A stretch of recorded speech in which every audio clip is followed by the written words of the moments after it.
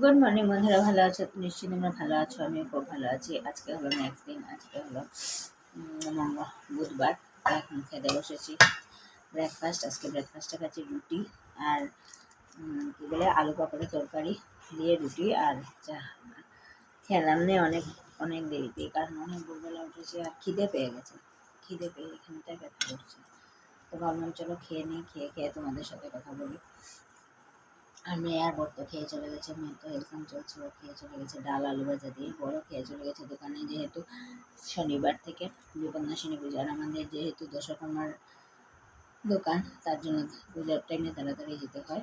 তো চলো আজকে ব্লগটা শুরু করছি। আশা করি নিশ্চয়ই তোমাদের ভালো লাগবে।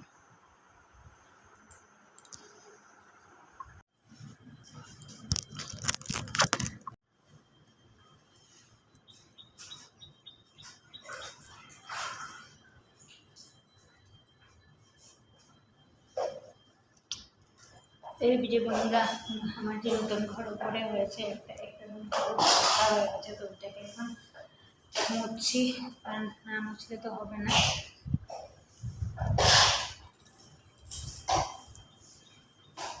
খেতে এসে এই ঘরটাকে মুছছি।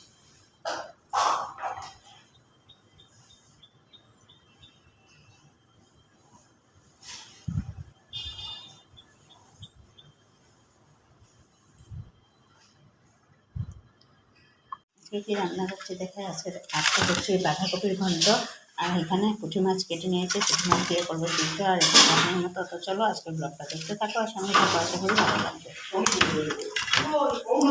তো এই যে বন্ধু, আমাদেরকে খাবার রান্না যে করলাম দেখিয়ে দিই। এই যে পুঁটি মাছের এরকম পাতাওয়ালা সিদ্ধ, এখানে হচ্ছে বাঁধাকপির ঘন্ট, এটা হচ্ছে দুপুরে রাতের জন্য বানিয়েছি।